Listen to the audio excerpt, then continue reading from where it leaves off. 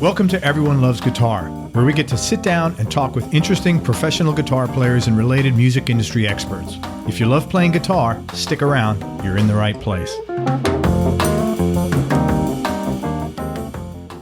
Hey everybody, this is Craig Garber from Everyone Loves Guitar, and we have the one and only Corey Congilio with us today. You probably know Corey because he's got a pretty good online presence, and he's a hell of a guitar player as well. We're making an exception today. We normally do not let people from New Jersey on the show, but he's that cool. And plus he's from Phillipsburg. I don't even know what that is, so he gets a pass. Born and raised in Phillipsburg, New Jersey, Corey was exposed to music from his dad, his mom, and his guitar playing uncles. And he realized at an early age that music and guitar would be his life's focus. He then moved to Pittsburgh to attend the Art Institute of Pittsburgh, where he studied audio engineering. And he didn't get into music production, though, actually, until a few years after graduation. In the late 90s, Pittsburgh had a vibrant music scene rich with blues, R&B, and original rock. And Corey shot up through the ranks by hanging out with the city's best players who helped in honing his skills and overall musical maturity. In 2005, he produced his first EP for a local country artist, and his love of the studio began to blossom. He then became an in-demand session player in Pittsburgh, and he began producing projects for singer-songwriters, which ran the gamut of styles. And this is work he continues doing today.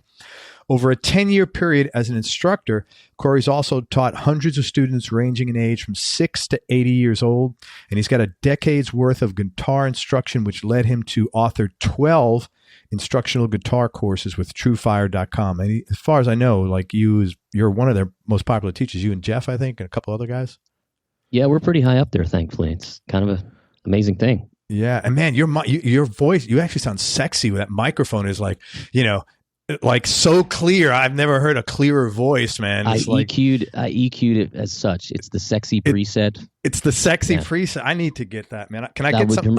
I'll be promoting that package later. It's got my face. It's just a mustache, and that's it.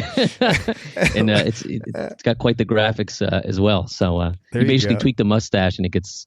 Your voice sounds sexier as you go. That's all. I need one of those for my actual face is what I need. My voice is all right.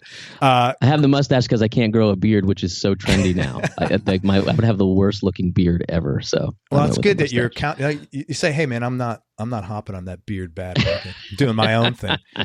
Corey's currently touring with English recording artist Lucy Silvas, who's actually one of the top songwriters in Nashville, and he's performing around Nashville with his solo projects as well. His recent EP called Well Suited is available at all digital outlets, but don't stream it, buy it, support all my guests that come on here. They're really good people. Corey's also an artist clinician for CF Martin Guitar and Universal Audio. And for more information, go to his website. It's Corey Congilio. It's CoreyCongilio.com. He's got a really robust website. Man, thank you for coming on the show. I appreciate your time. Thanks for having me, man. It's a pleasure. You got it. So you join the ranks. All my buddies are on. I got a text message from someone the other day, and they said, "Hey, man, I'm playing on this Chet Atkins thing, and you have interviewed everybody in the room." I said, well, I hope you're talking nice about me. That's all I said. But it was kind of funny. Yeah, I've been around the block in Nashville. Was it Joe Robinson by any chance? No, it was. Do you know Mark Prentice, bass player? Yeah, sure. Yeah, it was Mark, and I guess I've been on sessions with Mark before. Okay, so I mean, he's really been around the block up there, and so I guess it was like him. Just I don't know who Joe was there because I interviewed Joe, and I think the only one I haven't interviewed yet is Tommy. But I'm coming next, Tommy. You're on my list. Yeah. Man, you studied audio engineering at school, and I was curious because as it's been explained to me, that is really like a completely separate curriculum that's mutually exclusive from practicing. And I was curious that when you were studying that, did it make practicing and playing harder because your time was occupied with the one? Well, it's funny that you say that because yes and no. My decision to pursue that, even though I thought it looked really cool and I was interested, I wanted to get a way out of where I was from because it wasn't rich artistically. And I was the baby of the family, and I knew that it was going to be a struggle to convince my parents to let me move to LA. because I definitely downloaded all of the GIT material, and I was like, okay, I think I can do this. And New York City just didn't appeal to me. I don't know why. Probably because I was interested in a culture that was different than what I was around, and where I grew up was about an hour and a half from New York City.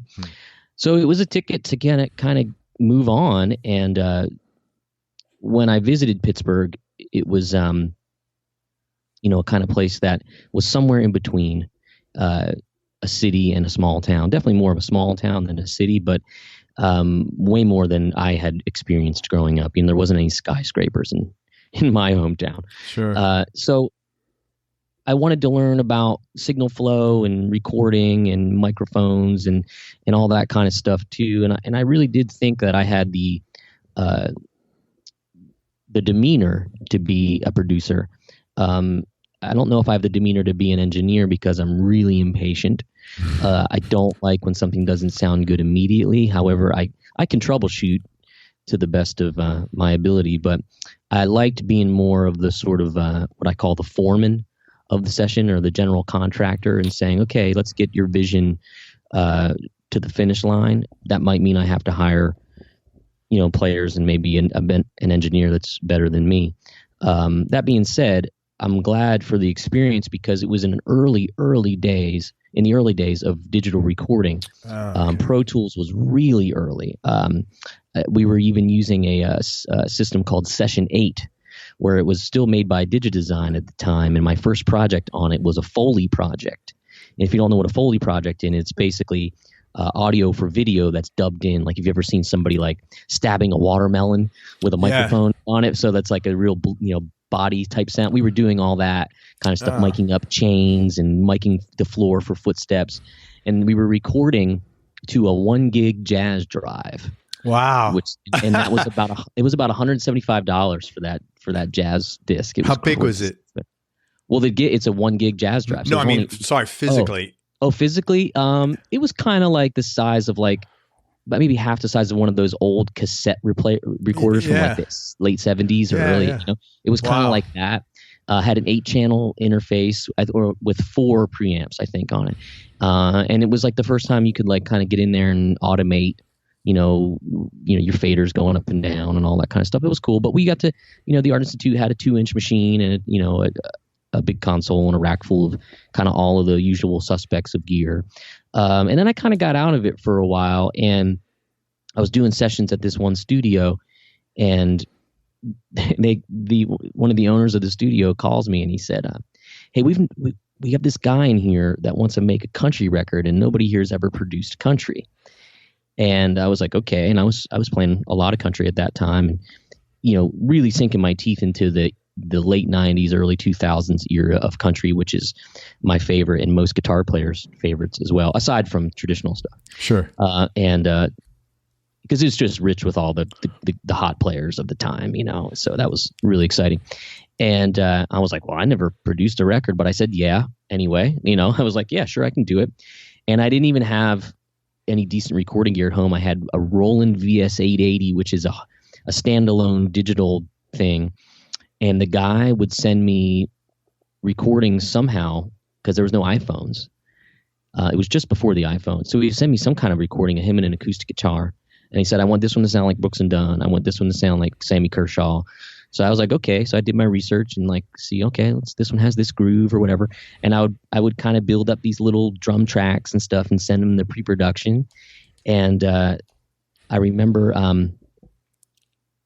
going to a friend of mine who's now my really good friend and mentor, which I'm sure we'll get into later. And he helped me get my first M-Box and my Mac Mini. And I remember when he helped me get that all set up, he said he still has a credible studio. At the time, he goes, that computer is faster than what I'm using right now. And I'm doing records that are on the radio locally. Right. And it blew my mind that okay, this is where we're going. Right. And then I started to, kind of branch out from there, and I made this guy. Here's the funny thing. This is the greatest thing. The guy won the studio time from a karaoke contest. So he was. Oh my God! He was a karaoke singer that won, and one of the prizes for winning the contest was recording time at the studio. And that's funny that I became the producer of his little EP. You know what I mean? Hey, you'll take it, Yeah, so I was like, yeah, I'll do it, But the important thing I think to take from that is that I didn't say no. Yeah. I just tried it. Yeah. And I worked really hard and it was fun. And I won't tell anybody what it is or where they can find it. I don't want them to hear it. You know how we all are. But it was a good first sort of toe in the water. And from that point, I really started kind of getting the bug locally to help people make some recordings and stuff. And I made a couple records for some artists and some friends and stuff. And I had a little project studio in the Lawrenceville section of Pittsburgh, which is kind of like one of the more hip spots now. All the coffee shops and bars and because it's building up now, isn't it? There's a big tech hub there, isn't there? With Carnegie Mellon yeah, for sure. A lot of tech there and a lot of hospitals too. So a lot of people are moving there and that sort of thing. So aside from that and a million other opportunities, Pittsburgh was always really good to me. Cool. Yeah. So that's but to answer your question, when I decided to move back to Nashville, so I lived here once before. Oh, I didn't know that. Okay. Yeah, so I had a really short-term thing here, which is another great story, and people can take a lot from it, I'm sure. So I decided to move back to Pittsburgh, Nashville, 5.5 years ago, and I said, you know what? I want to sell all my studio gear because there's a bunch of people there that are way better than I'll ever be, and I need to concentrate on being a guitar player. And there's a real sink or swim mentality here. And that was how I decided to swim, was just to try to get to be a better player, and on all levels, session player, as a sideman, and everything else. What was behind that decision? Like, because it's a risk. That's a risk to move back. No, to say, okay, I'm going to sell. I'm not. You're saying I'm giving up a potential income stream that is probably less competitive than guitar playing. And I'm going to the most competitive guitar playing town, and I'm going to just focus on that. What was behind that decision? I think that took a lot of balls. Yeah, well, I had way more experience as a guitar player than an engineer, as a producer. I was just getting lucky as an engineer producer in town because I knew the only thing I would say that I was really good at was connecting with the artists and trying to anybody I ever worked with came from a terrible experience prior at a different studio where somebody was trying to take their money or something like that. And most of my faithful guitar students have been like that. A lot of the artists I've played with in the past have always said to me, like, after I go home after the rehearsal, they're like, oh, you're so kind and thoughtful about what I want and helping us make everybody sound great. And I'm like, okay, well, it's your vision. I'm here to help you facilitate that on all levels, whether I'm your teacher or your producer or your guitar player. So the decision to sell the stuff was not very hard. I think one of the problems that we have as musicians is we get really attached to gear and the sentimentality of it. But I looked at all the gear I was selling, and it was all components. There wasn't any, soul in it. I didn't sell a whole lot of guitars, but I sold preamps and microphones and stuff like that. I took just what I needed to kind of make tracks at home if I needed to. And I also realized that I was coming to a town where even more so than players are born and bred, engineers and producers are more born and bred. I mean, there's kids, and I use that term lovingly, that I knew when I set foot here could school me in any computer program, whether it be Pro Tools, Logic, any plugin, any, drum thing. And it was like, and honestly, I didn't like making records in a room anyway. I like to do it in a studio with a bunch of players. Yeah. And so I sacrificed that kind of stuff and learning, but it just was, I don't know. I don't like to chase something down a rabbit hole that I don't see an end in, or something that's valuable in, you know what I mean? I didn't want to stare in front of a computer for hours and hours and feel like I wasn't progressing as a musician. Well, it also sounds like, emotionally and organically, your heart was, you just wanted to play, so play. Yeah. My friend that gave me the last sort of kick in the butt to move back to town said, you're not this, and this. You're a guitar player, and you need to live there. So that was the last nail in the coffin. Good, man. And you've been there been back 5.5 years? Yeah. Mm-hmm. Okay. And we'll get into what's going on there, but I know some real good stuff is going on there. How did you get into teaching? Because you're really, I know you're well known for that. Well, that's kind of where the first trip to Nashville came in. I moved to Nashville in the early 2000s, and I'll elaborate on that here in a bit. But when I decided that it wasn't for me, and the reason I decided it wasn't for me to live here at the time was because sometimes you make a decision, then the shit hits the fan, not in one area, but in all areas, whether it be your business life, your personal life, and you don't realize that stuff is kicking your ass for the better. So I moved back to Pittsburgh, which I thought I was doing with my tail between my legs, and I was kind of embarrassed about that. Was bitter towards the business here. Didn't ever really didn't want to play country music or any of that kind of stuff.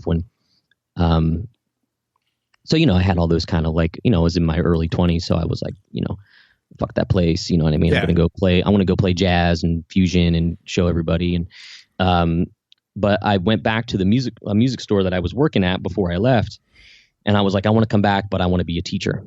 And the teachers there made really good money, like really good for a musician. And I also got back with this swing band that I was playing with a lot. And we were touring the East Coast a little bit and playing a lot of in-town stuff and playing casinos and stuff like that. Swing as in Western swing, or like swing as in like 20s and 30s music? Big band swing. Oh, wow. Playing, all like Louis Prima, Duke Ellington, Frank Sinatra. We played all that stuff, played Latin music. And I kind of brought the Setzer vibe to it because that band had started right when that late 90s swing boom had happened. And I was in it for a little while, and then I left, and then I came back and played with them some more, and it was fun. I mean, that was one of the best musical educations I ever got, playing all those songs. Lately, I've been playing with a jazz singer in town, and we just do these little sort of old folk shows, for people that come in and eat some food for about an hour, then they go tour another part of the city, and we're just background music, and it's a blast. Like, I get to play all these old standards and stuff, and thank God for the iReal Book app, because she says, "Can we do this? A whole step down?" I'm like, "Yeah, sure." Now we're playing East of the Sun in D flat. What's it called? iReal Book? I think it's called iGig or iReal Book, and it's got all of the Real Book songs in it, but you can transpose it, and it's kind of I think it's a combination of them and Band in a Box, where it'll actually play the changes for you too. And if you don't know what Band in a Box was, Band in a Box was a program that came out years ago where you could type in chord changes and pick a style, and then would General MIDI instruments would play it back, and it would be ting ting ting ting ting ting.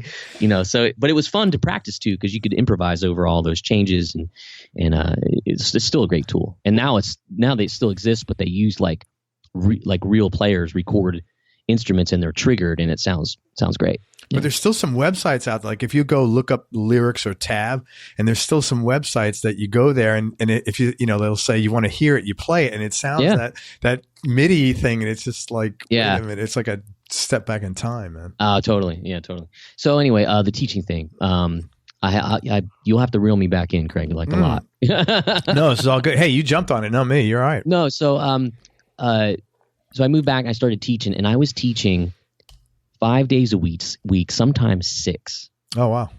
I've taught, my record was 80 people in 1 week. Wow, you're like a pediatrician. Yeah, it was 3:30 to 9. Holy crap. Every day, no break. I have to schedule in a break. And then on Saturdays, I would do noon or 10 to 5. And then often go have to play a gig after that. So I was really getting 1 day off a week. Wow. And I was killing it. I had tons of money and tons of gear because I was renting a basement from a friend of mine, but yeah, the burnout definitely came, because it also comes when you teach, in a music store, there's rent involved. You have to pay rent to the studio. And so I did that, and I bounced around between a couple stores, and then I started teaching house call lessons on my own, and just started driving to people's houses, and I would, strategically schedule them so I wasn't going all over the place. Pittsburgh's actually a difficult place to get around in. It could be, you could be 2 miles from a place, but it could take you 15 minutes with lights and traffic. And so, and it's not because it's LA traffic, it's because it's little neighborhood traffic, stuff like that. So I had to strategically make it work, and it was much more financially viable because I could teach half as much and make the same amount of money. Because I wasn't paying studio rent to people. And then, so what happened is, Oh gosh, that's kind of mid 2000s now. Were you at the point ever, like, because I'll be honest with you, I had to start putting people's names at the top, like your questions, you see your name is up there. Mm-hmm. Your name is up there because I am interviewing so many people sometimes. Oh, sure. I literally like I know who I'm talking to, but I don't know who I'm talking to. Like I know the vibe, but it's like I might, I don't do 3 interviews a day anymore, but I was at one time. So I was like, it's embarrassing, but I had to do that. Were you at that? You had to be at that point because that's like a crazy amount of people. Yeah, it got pretty tough. I'll tell you it's not so hard remembering everybody, but it having the enthusiasm. Yeah. For everybody, because everybody deserves you to have you to be your best. And once I realized that, I was like, I'm not giving these people quality information. Yeah. I used to fire students. Parents would get really mad at me. I'm like, he's never getting any better because he doesn't practice. Yeah. And if I have my voice teacher at the time, who was a dear friend, she said, as soon as you're busy, you raise your prices. Mm-hmm. And I was like, okay. And I never knew that concept, so I did, and people would drop off and the good ones stayed. And I also would tell people to hit the road. I was just like, no. And then that kind of changed for a while. I realized like part of people hitting the road was because I was a douche and saying like, you're not learning this right, get out of here, and it was a little bit of a like my way or no way. But probably because you were doing so much. Probably so much. I started to treat lessons after a while like it was Little League baseball. Yeah. And I was like, everybody wants to play because it looks fun, but nobody's going to be a pro. Like 1% maybe, Yeah. And I was like, start to be fun, start to, have fun with people. And some, you become the therapist a lot, and there was people where I was going to their houses, people, very, very wealthy people were having me come over and treating me like family. And I made some really, really great friends and that I could call on today because I helped them, relieve stress or do something like that. So that was always a nice, bonus aside from, making some money. But yeah, I started to hit the ceiling with that stuff. And I was looking for a different outlet, and a good friend of mine reached out to me and he said, hey man, we haven't talked in a while. And I was like, yeah, and he was a sales rep in the music instrument industry. And he was my Fender rep at a music store I worked at years ago. And he goes, hey, we haven't talked in a while. I'm working for this company, Fishman. And I was like, of course, I know Fishman makes the acoustic pickups. And they were making these acoustic specific effect pedals at the time. And he was like, nobody here can really make them sound like what we think they should sound like. So we're interested in hiring a demo guy. And that was that was like 2007. So demo guys are like all over the place now. Like, we're everywhere. But that was early. And even the online demo thing was really early. Yeah. And they said they liked what I did. I made a good impression. I made playing acoustic guitar with like ping pong delay and reverb and phase and all that. And I remember Larry Fishman walking into the room I was playing, and he had a big grin on his face because he was hearing this wall of sound I was getting from an acoustic guitar being plugged in. And it was really fun. It was a good time there to kind of start new connections in a new industry for me. An industry that I knew, but I wasn't that steeped into it. And how much? So you stopped teaching altogether, or did you keep some students? No, I kept teaching. I was able to kind of balance it because at that point I was doing all on my own and all the house call stuff. So I was able to kind of balance those two. And they called me one day and they said, hey, we're going to start doing these online videos of us demoing the products. And I was like, okay. Now think about it. This was a time when you couldn't just throw a video up on your website. Yeah. So they said, we're going to go to Florida and meet with this company called TrueFire that's going to shoot and host our videos. And TrueFire had the ability to stream it and to keep track of clicks and views and who was viewing what at what time and all. And that to them was very foreign. Like people weren't doing that. And that was only 10 years ago. Yeah.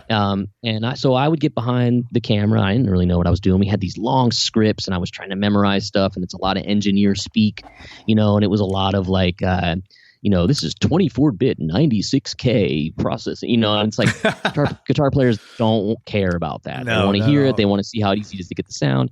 And it was great. Like it was highly produced and I've had so many people say, oh, I bought this product because I saw you do that. That's cool. I saw you demo. And that was the early stages, And so it was funny, we'd be on a break and one of the main head honchos at TrueFire, Brad, said to me, do you teach? And I was like, do I teach? I was like, I've taught 60 to 80 people a week for the past several years. And he was like, wow, okay. He's like, well, you're kind of like a natural on camera and we think we could work together. And I was like, okay.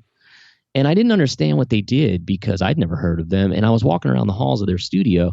There's all these pictures of like famous guitar players. You know, there's the late Pete Huttlinger and Arlen Roth and Tommy Emmanuel and Muriel Anderson and all these killer players. And I was like, wow, like this guy must know a lot of people. You know, I thought he was just a video studio. And he was like, oh no, this is what we do. So it took 3 years or so to formulate my first course with them. And it was funny. And nobody tells a story better than Brad at TrueFire, but I'll try to tell it because he embellishes and makes me feel really good when he does it. So they thought I was a singer-songwriter, which I am. Like I write songs and on the Martin stuff we can talk about. I do that. I play my songs. I love to write music. I'm not a fountain of proficiency, you know, or prolific, you know, writing as much as I wish I was, but in due time, hopefully. But in any case, he thought I was a singer-songwriter, and he said, we need a singer-songwriter course, and we want to talk about how to write. And I was like, okay, I'll try. You know, so we worked for like a day and a half on a course that was kind of okay. It never got released. It never went anywhere. And he said, hey, do you want to go to this bar because this guy is playing a blues jam there that works for us? And I was like, cool. I was like, can I borrow an electric? And he was like, really? Okay. I was like, yeah, I'd love to sit in. And it's kind of, you know, I play blues. And he's like, okay. So the story so he didn't know you were a guitar player. He literally thought you were No. just a singer-songwriter. Exactly. So I borrow like his okay. really nice like Relic Telly, and I go down there and I play a couple tunes, and then the reports came back that I like was really killing it on there or whatever, and he called me the next day. He's like, why didn't you tell me you played blues like everybody says you do? And I was like, well, that's not what we were doing, you know? and I honestly didn't know. Like this is what everybody needs to understand. There was a time where we didn't promote the shit out of ourselves all the time. You know, now we have to. Mm-hmm. So when somebody comes to you, you know, 10 years ago and says, you're really good at this, this, and this, we want to work with you. I thought they were bullshitting for a long time. Like I didn't get like, and I sometimes still do.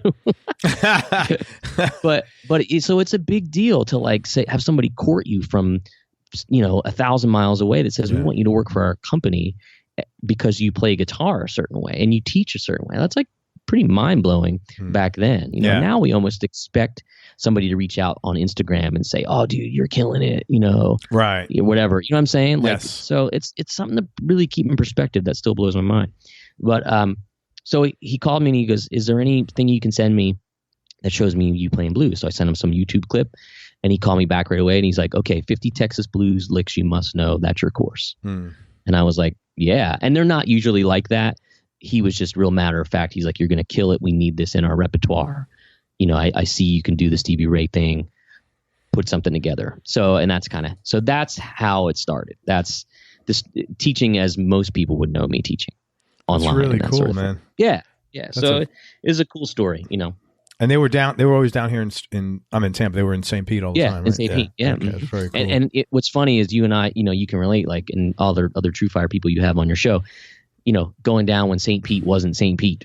Oh, yeah. And they're like, no, don't go there. They're like, don't go to that part of town on a Thursday. Right. No, now it's very built up. It's awesome. I like it better than Tampa, to be honest with you. It's a lot more cool places to hang out and a lot more concentrated. Like Tampa has places, but you got to drive here to there to there. And St. Pete's more concentrated, man. They don't walk along the whole water over there.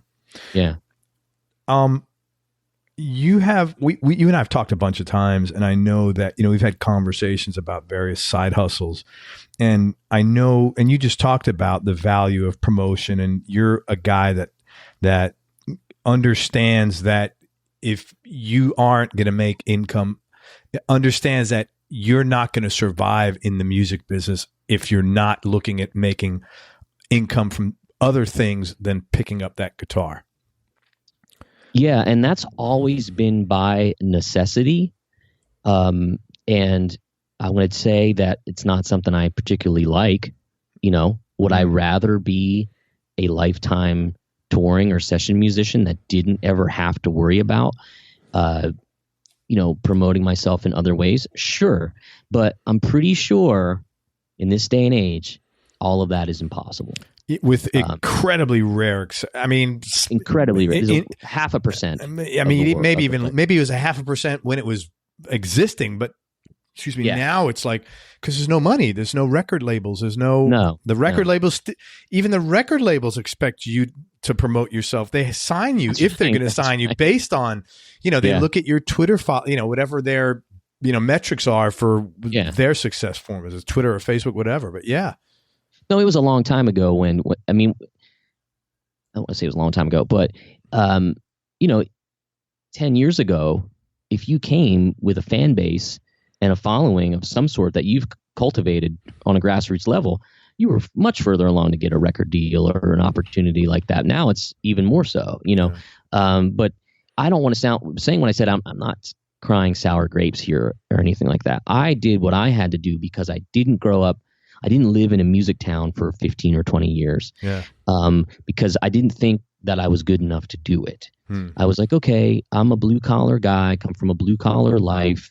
And then I started playing with people and I would get so frustrated because I'm not going to say they weren't on my level, but they weren't at a level, because that's what's going to sound like I'm trying to say. No, but it's okay to say that but they weren't at a level to value the music the way I wanted to. Yeah. I wanted to play a songwriter that played a song with 3 chords and just play the shit out of it, and I had trouble with that. When I moved to Nashville, I was like, ooh, there's people here that want to do that. Yeah. And that's so valuable. Yeah. And that's so valuable to me. So again, I'm not crying sour grapes that I didn't get my chance to be, a 200 to 300 day a year touring person or play on a bunch of records. I realized that that's a very limited set of circumstances that can come across somebody's plate, and I mean, I'm not dead yet. So that's what I'm thinking. You're a pretty young guy.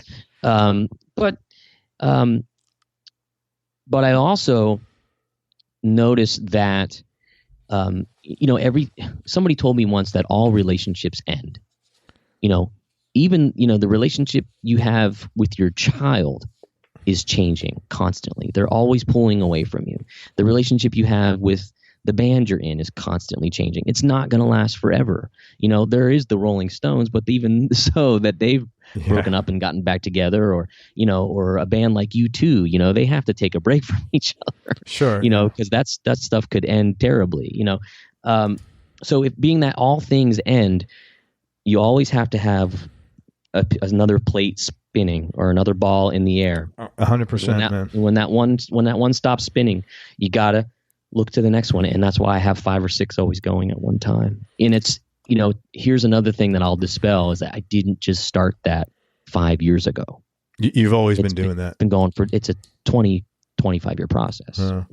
It's funny when you just said all relationships, and I interviewed a guy last week, I think, or maybe even early this week. I'm pretty sure you know him, Angus Clark. Sure. Yeah. And he was talking about, he goes, it was like the tail end of one of his bands. He goes, yeah, we drove out to California. We absolutely hated one another. But he goes, it was so bad. It was like we couldn't even be in the car anymore. It was like, and then he got this opportunity to leave, and it was like so incredibly liberating, far beyond just the opportunity. It was like, I could just sense the weight, the 1 million pound weight lifted off his shoulder. He did not have to go back to that, And, sure. It's true, man. Yeah. I mean, that happened for me when, I used the Fishman gig as a launch pad to kind of reintroduce myself to the Nashville community. And I thought I'd be able to balance those two lives of me being a consultant / artist relations guy and a player. But I knew I was a far better player. And that's when my friend said, you're a guitar player. You're not an artist relations guy. And I was like, you're right. So I quit that gig, which was, I had health insurance. I had a salary. I had a long leash on me. And I had it. I had a handful. I had money in the bank, but not that much, but enough to roll the dice to say, I want to try just being a guitar player. And I talked to somebody the other day. I said, man, the reason I did that was because I didn't want to be known as the Fishman guy. And no disrespect to the Fishman. I mean, they make great products, but that wasn't me. And when I see Larry Fishman today, he goes, man, you did it. He's like, you did it, and he's like, I'm happy for you. He's like, we miss not having you, but I'm happy for you. So that sometimes when you put yourself to the fire, you don't know, you figure out what you can and can't do, and learning how to hustle is something that I cultivated more because I didn't have, a steady paycheck. Well, it generally comes, I mean, that almost always comes out of necessity, Sure. Few people sit and say, man, I got so much money, let me get another job, or, Yeah. That's just not it's usually like, something's going to happen. I need to get a backup, or, I need more and I need to get, Right. Yeah. So necessity is definitely the mother of invention on that. Oh, absolutely. Yeah, for sure. I'm just going to ask you a question I'd normally ask later because you mentioned it. If you could go back now and give advice to younger Corey during that time or at any one of the early times, what would you have said to yourself? Does this go, are you going to ask me, would I change anything? Are you going to ask me that? No. I mean, if you want, I usually, I don't usually ask about regrets because that sort of comes out. I don't know. I'm kind of like, I always have that question there. I never ask it because I'm kind of like, most musicians tend to be very accepting of, hey, things, if, this is, and I actually feel this way. Do I have regrets of things I've done? Yeah. Would I have changed it? You can't say that because I'm here today and life's okay. And, I don't know that regrets. I don't think it's in a way healthy to have regrets. No, I agree. I agree for sure. And I wouldn't say that I have any. But what would I have done things differently? Of course, because hindsight's always 20/20. Yeah. But the advice I would give to myself would be to don't be so hard on yourself. Yeah, that's really important. A huge one. That's why, and I'll get into that in a second. And also, if I would have put half of the effort into trying to play the instrument as writing and singing, I probably would be a lot happier. And I say that because I just didn't know that you could be an artist. I thought artists were these, gifts from the musical gods. Like Tom Petty was delivered to the world, and Mike Campbell just happened to be his guitar player. And I wanted to be Mike Campbell as a kid, and I wanted to be the sideman. But I realized that, the legacies in the songs and the writing, and of course, with Mike Campbell, a guy like that, his legacies in the great parts that he's come up with, which is also something that I think that's kind of what I was most attracted to. But I didn't. If somebody would have got behind me and said you could be an artist, whether it be like sort of like a blues artist of a certain tier, or a singer songwriter or something, I think that would have been really cool to try to exercise that part of me a little bit. But I was always, when you don't think you're good enough, you don't think you're good enough to be a front person, much less move to Nashville. And then you start seeing some things. You're like, well, I write, some of my songs are pretty good, and when I do them well, they're okay, so why shouldn't, I just would have been nice to maybe jump on that sooner than later. So I would have encouraged myself to do that more, basically. You mentioned it. You came from a real blue collar background. Mm-hmm. Do you think? Because in my case, this was definitely the situation. I was not programmed to think like that, and the people that I grew up with were not programmed to think like that. Like think big. Yes. Yeah. Possibilities, because that is something I wish would have been different for me. Because I know my work ethic and my hustle, and I'm like, man, if I would have gotten clued onto this word called opportunity, in my 20s, I'd be freaking retired right now, And when you were saying that, I was like, wow, I understand that, because I'll talk to guys and they'll say, yeah, well, I thought of it, I had this, and I'm amazed at how together some people are. And I was like, I didn't even have those thoughts. I didn't even have those possibilities remotely in my head. So you had the same thing where you came from. Yeah, and you're from the East Coast, right? I'm from the Bronx. I'm from the Bronx. Yeah. So it's a real lunch pail mentality. Yeah, 100%. Because I think part of that comes with the immigration, where it's like, we're trying to survive.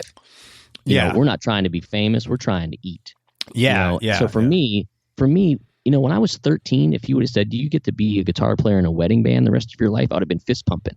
I'd have been like, yeah, Right. that means, and honestly, wedding guitar players make a lot of money. Right. They do actually. But, which is totally cool. And I gave that up a long time ago, but you see, that was my mentality. Like that's playing guitar for a living, and I remember how, when I would say, oh, I'm going to, work with Martin now as an artist clinician, and my parents saying, oh, that's great, well, maybe they'll offer you something else, and I'm like, no, that's all I want. I don't care about getting benefits from them, or now if they want to put me on a salary, that's fine, Sure. But you know what I'm saying, though. Yeah, I totally get it, man. Totally different.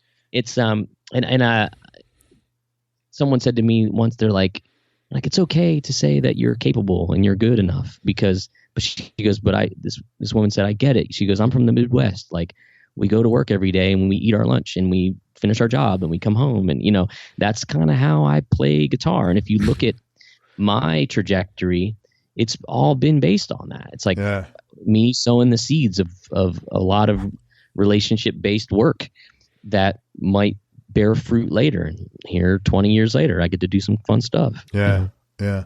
That was wild, man. I was really like, I was vibing with every single thing you said during that. You transported to I was transported. I was transported to like all the conversations that I've had either with my wife or with buddies or just with my own inner dialogue of, man, how was I so unaware? But it's just that if you're not, for me, it was like, I think I needed serendipity. I needed an intersection. And I just never got that intersection because it was just, that wasn't the environment I grew up in ever. Well, I'll tell you this, and this brings us to a point I try to convey to a lot of people now, because I have friends that are 20 years older than me, friends that are 20 years younger than me, or not 20, maybe not 20 years younger, but yeah, that'd be creepy. Yeah, right. Yeah, exactly. So no, but here's the thing now is that if you're, I've been wanting to share this. If you're born in the late 70s to the early 80s, if you're anywhere between early to mid 30s and above, you have one foot in this era and one foot in another era. Yeah. And by that, I mean the pre-social media era. Yes. And the thing is that we look at our heroes from the pre-social media era, and they never told you how great they were. Somebody else did. Correct. Somebody, an A&R person, a radio station, you didn't get to see them be as, I don't know what the word I'm looking for is. Self-centered? No, not. And it's funny, like now, that's why like all my heroes, self-aggrandizing.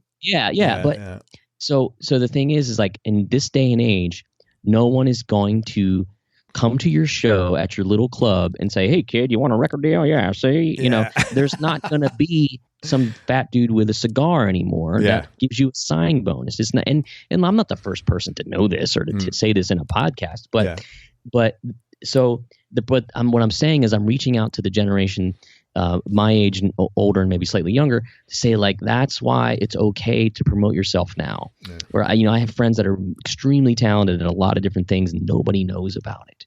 And I'm like, you know what? That phone in your hand is your stage. 100%. And the fat man with the cigar might see you through that now, as opposed to coming to, the little club in Topeka. Yeah.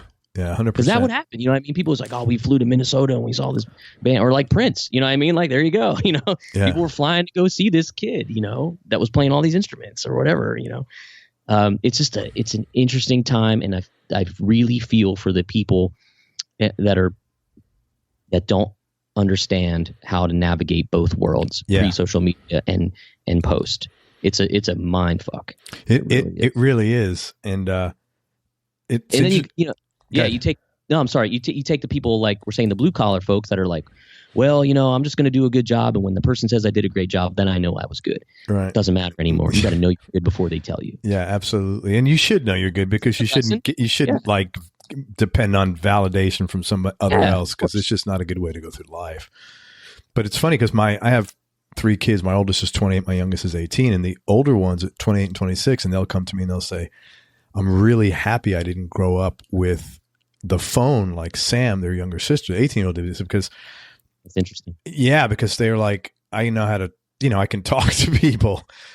Oh yeah. And like my daughter will have friends here, and I'll walk in the room, and 3 or 4 girls are there, and they're all on their phone, like talking to other people. Yeah. And in the beginning, it was like I would say. Now I don't say a word because I know they're all just crazy. I mean, that's how I look at it. Like they're all crazy. And I think no, it's just a bizarre thing. No, the common denominator though is that they want to be around each other. Yeah. Even though they're on their phone, they still want that human connection, which is why I've been so inspired by the gigs I've done over the past 2 years and seeing the turnouts of crowds. And particularly for people coming early to some of the gigs that I've been on where we're the opener, and there's still a good chunk of people there to see the music. And then seeing those artists gain new followers because they decided to come, the crowd decided to come earlier. So that's really encouraging.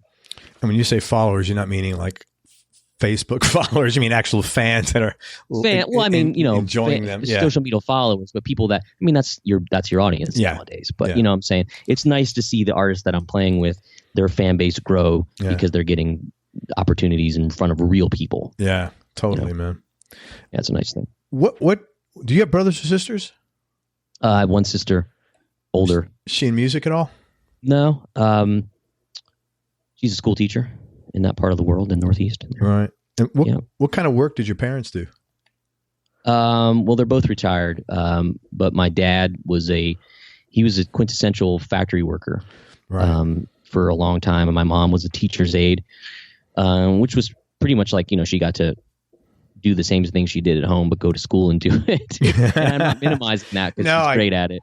But she actually got paid to like do something while we were in school. That was kind of like what she was used to when she would come home. Yeah. Probably didn't do laundry at school, but aside from that, she was motherly to the kids. And it was always a lot of like special education classes that she worked in and that sort of thing. That's nice. But but my dad's side was the musical side. He had three other brothers plus himself that all played guitar. But your dad played guitar too? Yeah, dad plays guitar. Yeah. Oh wow, that's awesome. Yeah, he's the oldest, and they were all progressively, I would say, probably better as they got younger. What kind of guitar are they playing? Like what kind of music? I don't mean like my dad. physically. Yeah, sure. I kind of grew up on Southern rock and blues, like a lot of Skynyrd, Allman Brothers, Molly Hatchet, Outlaws, all that kind of stuff. But but they were also huge Motown fans. Yeah. And they would talk about how often they would be at dances, where the bands were playing these songs, which I think that's a lost time, when a school dance would have a band playing songs that people could dance to. I mean, what a life that would have been, man.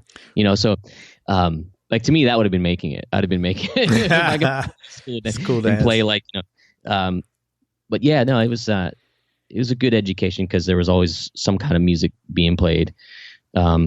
Still not a fan of the Christmas music my mom forces us to listen to.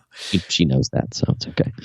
It's interesting. A lot of people will say, "Hey, yeah, I've heard something like what you just said. My parents listened to a lot of blues, Southern rock, and then Motown."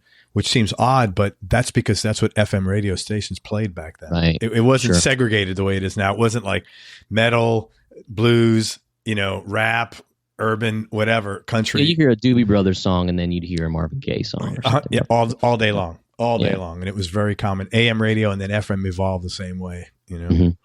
Yeah. When you first started playing professionally, what were some surprises for you, like about the business end of the music business? Or maybe things that you still get surprised about. Oh, man. There's so many things. I mean, because there's different levels of playing professionally. There was my first gigs when I would play at, church lunches. And then there was when I finally was old enough to play in clubs. And then there was, playing festivals. And then there was playing with touring acts and that sort of thing. And, in the early stages, I didn't. Not on the church gigs, but in the club. I heard someone say once that they're just a beer salesman. And I was like, wow, that really sucks, but I guess we kind of are. However, I always look for the positive in that. Okay, if you're a beer salesman and you're getting people up to dance so they can get sweaty and then go to the bar and get a Bud Light, make that a challenge. Yeah. Play, I remember hearing Scott Henderson say that he would play a club gig and they'd play Cocaine or something, the Eric Clapton song, and they would play And that's a fun song. Yeah. You know, it's so super easy, right? And you could solo for days over it. But he said they would, because people would be up dancing it and they would just trade solo. They make it turn into like an 8-minute song. And I'm like, that's what you do. That's how you turn it into a positive thing. Because you know what? At least you're getting a chance to play and shred a little bit over a 2-chord song, you know. And you know what I'm saying? So that's, I've always looked for that kind of thing, you know. And I would play those kinds of gigs with people that were snobby or whatever about nobody's fucking listening to us. Well, I'm like, so what? Let's play some shit we like. If they're not listening, who gives a shit? You know? Yeah. And if they are, let's play what they want to hear so that they're happy. And that's when I moved into the country thing. It was, you know, a long time ago. I didn't jump on it because it looked like the way to make money. I did it because the reason I got into country music was because people showed up. People sang lyrics. The shows were 90 minutes instead of 4 hours, and I got paid the same, you know, and I didn't care if I had to drive an hour into West Virginia or Ohio to do it. Yeah. It was fun. It was fun. People were there to have a good time. Yes. Instead of me playing fusion in some bar to 4 people just so we could play this Scott Henderson song or a Mike Stern tune or something, which was musically super gratifying. But you know what? A jazz drummer said to me one time, he said, because the reason people don't go to see jazz, he goes, is because the players forgot their audience. And I was like, wow, this is from a musician saying this. He's like, you have to play to your audience. He's like, look at Duke Ellington. He's like, people were going to dance to his music, you know, or whatever, you know, Count Basie. So that was the popular music of the time, and it was not 3 chords. You know, it might have been, you know, In the Mood or something, you know, that song. But you know what I'm saying? Like, you know, this was sophisticated music that people were enjoying and appreciating the soloists, you know, when they started too. So anyway, it's like, you know your audience, make it fun for yourself. Get the most out of it, because just getting a gig in general is hard. Yeah. I think for some reason, I don't know why, because I've interviewed a lot of jazz guys, and there's they're not snobby, but there is I think the audience of jazz expects, and the musicians expect, a very limited range of commercial appeal. And they want that, and they want, like, intellectually to be challenged, it seems like. I don't know. I don't know. I'm not a big... The audience feels that way, or the... Well, yeah, it seems that way, because, you know, dedicated people come out to, you know, most of the guys at jazz gigs are other musicians. That's right, yeah. You know, totally. I mean, like, you got some clubs in New York that, you know, like Smalls and 55 Bar, you know, they're great. Only the top jazz acts in the city are playing there, but the guys who play there on the off nights, for the most part, make up the audience.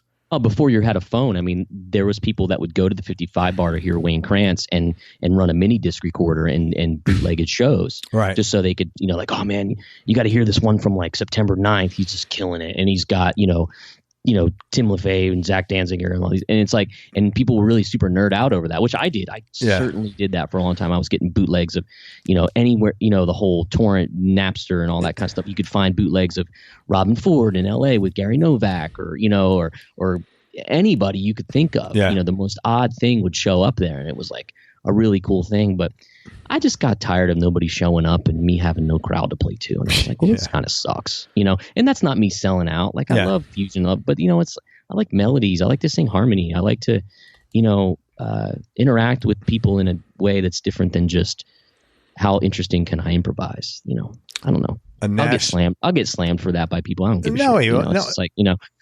It's opinions, man. You're allowed to have it's your feelings, your thoughts. I mean, a Nashville musician told me, I'll tell you after the call, he said, with jazz, he goes, you could play many notes to few people, or you could play fewer notes to many people. And he said, I opted to play fewer notes to many people, you know? So that was kind of a tongue in cheek, but, you know, and here's the thing. And it's not because they can't play a lot of notes. No, it's just a choice. Yeah, it's a choice. 100%. Okay, so I have some listener questions actually that were sent in for you. Really? Yeah, man. I didn't know my mom sent you questions. It was. I don't think it was your mom. No, your mom's not Adam Quinn from Scotland, is she? No. Yeah, so I that's a new thing I do now. I put out an email every couple of weeks to get listener questions. Yeah, so Adam's like a pretty loyal listener. He's been listening a long time to the show, and he said he had a few questions. He said, how long does it take you to make a full course on TrueFire, for example, like the Blues Rhythm Facebook?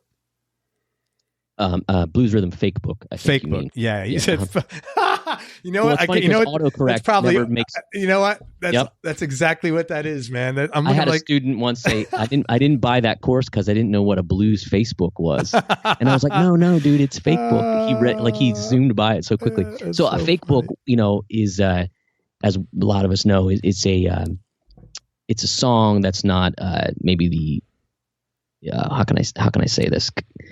It's a collection of songs that's kind of a roadmap to get through them. And once you have that roadmap, you can kind of do whatever you want with them. Mm-hmm. It's a basic structure of the tune. Mm-hmm. And that course was one I did with a handful of blues standard songs and how I would play rhythm guitar through 2 choruses of it. The first chorus is probably a real easy way to do it. The second chorus is a little more advanced with some different inversions and that sort of thing, and some different rhythmic feels and approaches. So when they call me and they say, hey, we want to talk about you doing some new courses, we bat it around a lot. They say we'd like you to maybe try this or this or this. And then I say, okay, I could do that and that. And then we formulate what it's going to be. And a lot of times, if you notice with TrueFire, there's a formula to some of the series of courses. Yeah. The licks you can know, there's the essentials. And we kind of, it helps to get it in a streamlined process if you follow an outline of sorts. So a course like that, I can probably put it together. I like to have a few months to put it together at my leisure, because what that allows me to do is sort of do a lot of research with regard to, I'll listen to a lot of music and I'll say, I think this would be a cool thing to teach on, or I don't do anything specifically, like a specific transcription. Sometimes I do. But with that course, it's more conceptual and say, we should play a rhythm that feels like this blues song or like this blues song, or like, I want to teach a vibe like The Thrill Is Gone and use chords I might use if I'm playing rhythm in a club like that. Not this is what they play on the record. It would be more of my interpretation. So it takes me, I like to have a few months to put it together so I can take my time. I've been pressed to do it faster, and then everything has to go on hold, like the phone gets turned off, and I don't go out and socialize or anything, because not only do we have to conceptualize the course, we have to write the examples, we have to create the backing tracks for the examples. Oh, wow. And all that stuff. And there was a time up until about 3 courses ago where I transcribed everything myself. You're kidding me. No, it's a lot of work.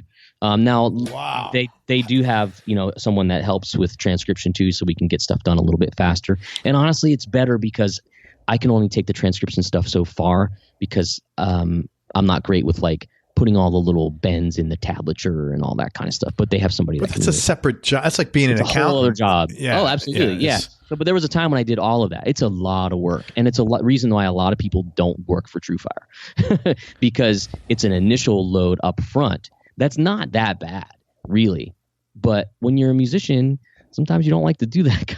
Well, that's minutia, man. It's totally academic. You think, like, I did the work already. I practiced, and I'm a great player. It's like, but now it's when my friends get into the demo business and they work for a company and they've never filled out an expense report before. I'm like, well, dude, that's something you got to learn how to do. It's like you got to, or you got to download Outlook now and, respond to emails with the company and make sure you reply all and all this little stuff that those people are expecting you to know, So it's just new stuff to work, to add on to your your bag of tricks or whatever. And just to let people know, the only reason you might be thinking, why isn't there software that does transcription? Because, and I'm pretty sure this is right, Corey, because the guitar has multiple scales and they don't know if you're playing a D on the B string or, a D on That's one of the hardest things. Yeah. Which E are you playing, is a tough one. There's been some success I've had with using some MIDI pickup stuff and some inputting. When I did 50 blues rhythms, you must know, I used a MIDI pickup for that, and it was a lot of strumming. So I would just kind of stab the chords and put the proper rhythmic notation, and it really did it fast, which was That's cool. Great. Yeah, it was awesome. So it takes me, a couple months to kind of get it rolling, but once we shoot it, we're only there for a day. We do you guys are blowing through stuff. Yeah, we're really crushing it. So and I have to rehearse it. Like I'll be, they're really nice to us there, and they, always put us in a nice hotel and say, make sure you keep your receipts and all that kind of stuff. And we, you can go have a nice dinner and stuff and then get up and shoot the next day. But I rarely make a night of it. I eat early. I go back in my room and I start shedding because I want to bust that thing out. Last course I did, I was done by 3:00. And that was like a personal record. I started at probably 11. Yeah, I remember that because we were going to hang, and I No, wound up we'll having. talk. Yeah, but next time you go, we'll just plan it out, and I'll meet you out there. We'll go smoke a cigar, man. Yeah. He had another question. Are there any restrictions on the content when you're compiling the courses? There's probably some copyright stuff. They don't want us to be too. There was this one time I did a Billy Gibbons lick, and they were a little concerned. And I'm like, have you gone on YouTube? Like 1 million people have taught that lick. Nobody's, and it's so. But I don't make a habit of that. I mean, if it sounds like something that desperately needs to be taught verbatim, I will. It seems like a lot of there's not a whole lot of restrict other than trying to keep it family oriented. A lot of companies do this. They get away with it. They say playing in the style of Billy Gibbons. And for some reason, I think that gets a pass because I've seen that so consistently. And now, that being said, has it been challenged? I don't know. I don't know if it's the time and money it's going to take to challenge that versus what your return on that investment would be. It's probably not high enough. I don't know. Well, I don't know. At the end of the day, does it mean more people become Billy Gibbons fans and then go to see them? Like, yeah, I would imagine. How do you quantify that? It's yeah. How do you? Yeah. Yeah. No, I hear you. And the last question he had was, who's your favorite guitar player and that inspired you the most? There's no one particular one that I could answer that. I can give you sort of a timeline of some folks who that might be more helpful. In the early days, it was Stevie Ray Vaughan and Jimi Hendrix. Then it was I dipped my toe in the metal water a little bit and did check out Eddie and Dimebag Darrell and people like that. And then when I was 18, I started taking lessons from a jazz guy and kind of like a shredder dude who was kind of like a metal Stevie Ray Vaughan almost, like he had all that great aggressive feel, but he could really get all over the place. And I was taking lessons from both of those my last year of high school. And he was like, you don't know who Robin Ford is? He's like, you got to check out Robin Ford. So Robin was probably one of the biggest influences of all time. And then when I started in Pittsburgh, when I started checking out the country thing, Brent Mason was a huge influence on me. I figured, yeah. And one of the best realizations was when I realized that I was never going to do what he does. Only Brent does what he does, and I've heard a lot of people try to do what he does, and he laid the groundwork because he's not only a killer country player, he's a great R&B player, he's a great Chet Atkins style player. But what I really loved about Brent's playing was his definitive nature of putting the notes where he wanted to. Particularly in the up-tempo country stuff, like his stuff has swagger and groove, which is really what I try to do. Now, to keep up with that stuff for me, it's like lifting weights. I have to play country stuff all the time to be that dude, and I just don't want to do that. Like, there's somebody else inside of me that needs to come out that is not that person. So that led me to when I heard Daniel Lanois play guitar, and if you don't know who he is, he's a mega producer. U2 and Emmylou Harris and stuff. And the reason I was so inspired by him was because every time I heard something that he played on, like a soundtrack or something like that, I was like, that's got to be Lanois. Sure enough, it was. He just, to know somebody in 2 bars, that's a pretty cool thing. Through him, I found, before him, I put a lot of time in with Prince. I love all that kind of 80s funk guitar, put a lot of time in with that, which ultimately really helped my blues playing. From there, it's just been inspired by a lot of different people. And the last 3 that I'll mention, when there's several I'm going to leave out, I'm sure. 2 of which I got to meet and hang out with recently and become friendly with was Buddy Miller here in Nashville. And I met Buddy. I met Buddy recently. I met him a couple times, but he really spent time with him a couple weeks ago. And he was kind of like the sideman to me because he had personality. He had the sound that you knew it was him. And he could play blues, rock, country, gospel, R&B, soul, any of those rockabilly, whatever you wanted, he could do, but it still sounded like his own brand of it, which I thought was really great. And he got he's Emmylou Harris and Alison Krauss and Robert Plant and all these people. And he was the guitar player, but his impact was strong. And then when I found out who Butch Walker was, I was like, this is a guy that plays guitar like he gives zero fucks, and I'm pretty sure he'd agree with that, and he'd probably have a lot of other colorful things to say other than that too. But I started picking apart the records that he made, and I'm thinking, wow, this is one of the most like specific. His guitar parts are very specific for the tune and always lift and elevate you to the next part.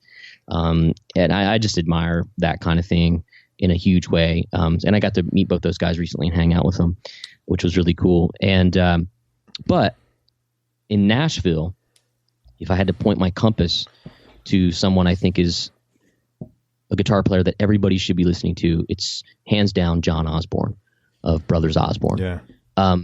I've gotten to hear John play at all different varieties of gigs, whether it be in an arena or on a bus. And I've never seen someone that completely gives himself up to the instrument and lets music come out of him so effortlessly. I've seen him turn what someone might think is a mistake into something better than you could think of. I've seen him bookend a solo that he improvised like he wrote it that way. Wow. And then he plays mandolin like a motherfucker too. It's insane. And those are the kind of moments when you're like, oh man, like I'm okay being right here watching this guy right now. Yeah, he's someone that everybody should check out. It's a shame that and that band is Buddy Miller and Butch. Are those guys all in Nashville? Buddy is. Butch is in LA, but Butch has had a studio here in the past for sure. Very cool.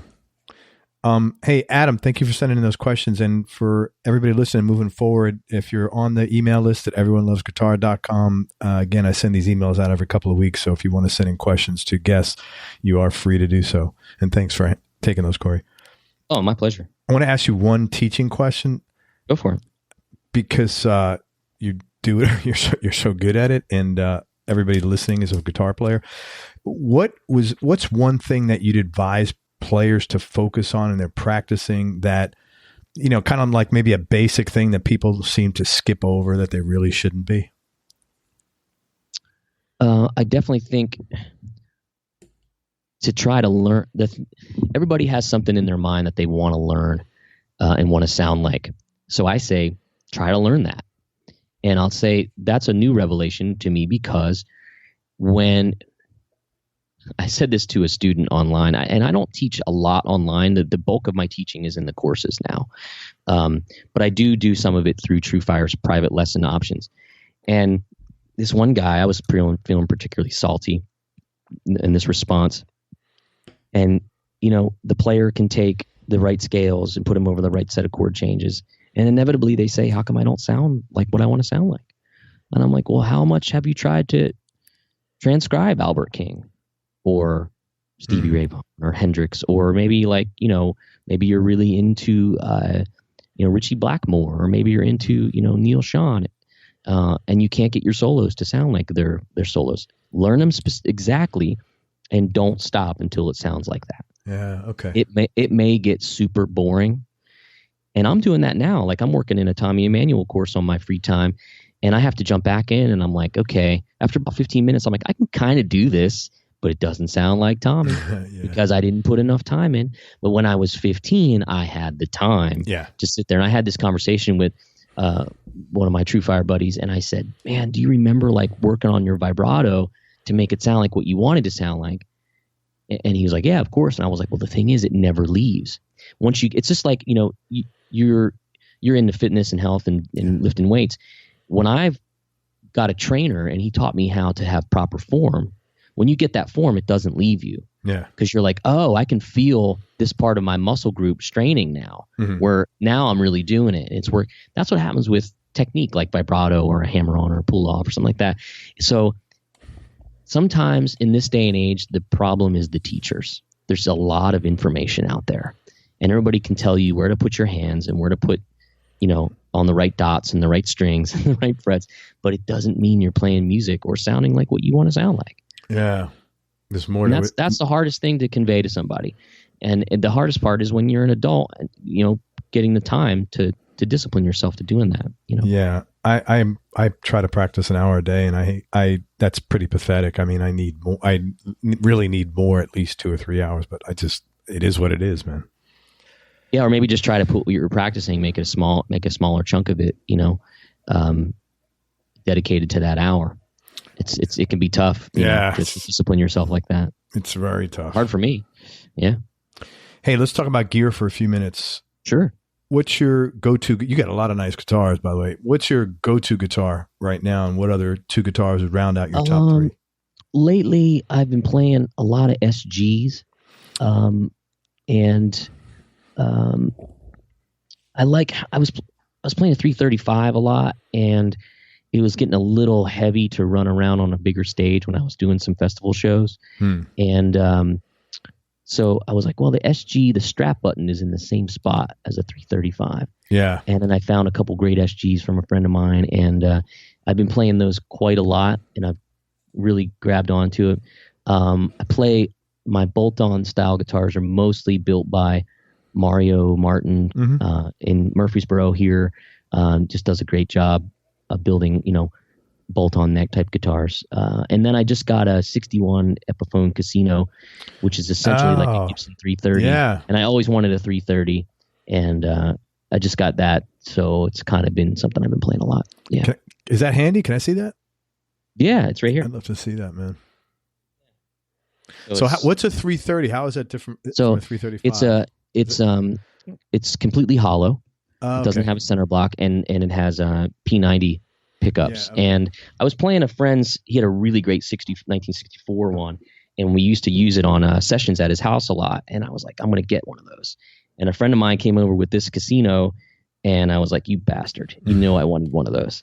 And then he said, well, I want to sell it, so if you want to buy it. Oh wow, so that worked out well. Yeah, that's really cool. You know who Red Volkart is? Yeah, sure. Mm-hmm. Red has made a lot of money through his whole life buying and selling guitars. I mean, ever since he was a kid, he's really smart with that. And he told me, he said, I would suggest if you ever wanted an old 335, buy instead an old Epiphone, because they're really, really great guitars. And it's, they're not going to be cheap, but instead of spending, $12,000, you'll spend $3,000. Yeah, no, exactly. He's right. Yeah. And so, and he's really smart on that stuff. So yeah, I don't know everything there is to know. I'm learning as I go, but it's a good investment, for sure. And that's kind of the reason they always retain their value. Just like most of the time, I want like an old amp too, because I can always kind of get my money back out of it if I need to move it. Is it bad to play like hollow or semi-hollow outside in this weather right now? Yeah, I'm not too afraid of that kind of thing. All guitars freak out, when weather changes. The biggest problem people have with a 330 is that they think there's a lot of like feedback because it's hollow. You just kind of have to learn how to manipulate it. Setzer plays a Gretsch, which is hollow, and I think a 6120 is fully hollow. And he would always use his body as a feedback shield, he would say, and then turn around and get feedback when you want it, which is kind of fun. Yeah. And, is there a guitar you ever played that like is the holy grail of guitars? You ever come across one of those?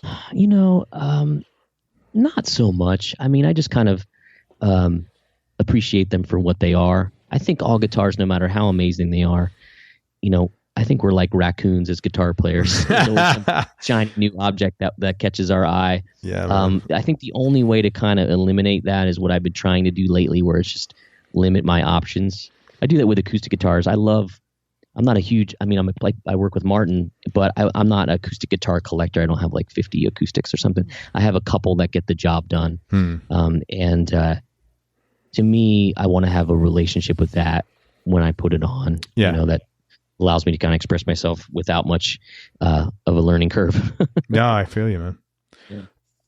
Music. Do you remember the first, I don't know if you were around for LPs or was the CDs for you when you were a kid? It's CDs and cassettes. Okay. What was the first CD you bought? Do you remember that?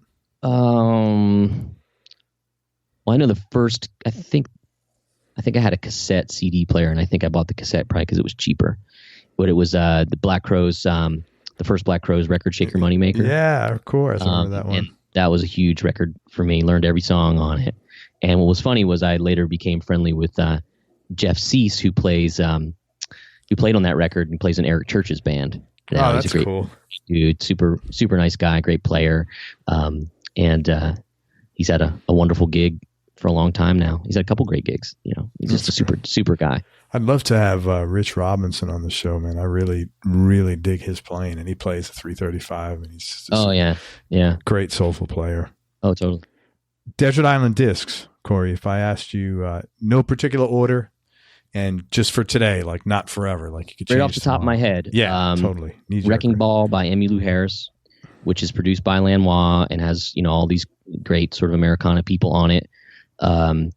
Another one of my other favorite ones is Teatro by Willie Nelson, also a Lanois produced record. Those records just make me feel good as soon as I put them on. And I'm giving a lot of love to my man Butch, but anything Butch Walker record, any Butch Walker record, probably Sycamore Meadows, or Left of Self-Centered if I have a gym on the island and I want to work out. That record kind of pumps me up. It's just I like to listen to music, and the reason I use those records is because when you play music for a living, you forget to be a fan sometimes. Those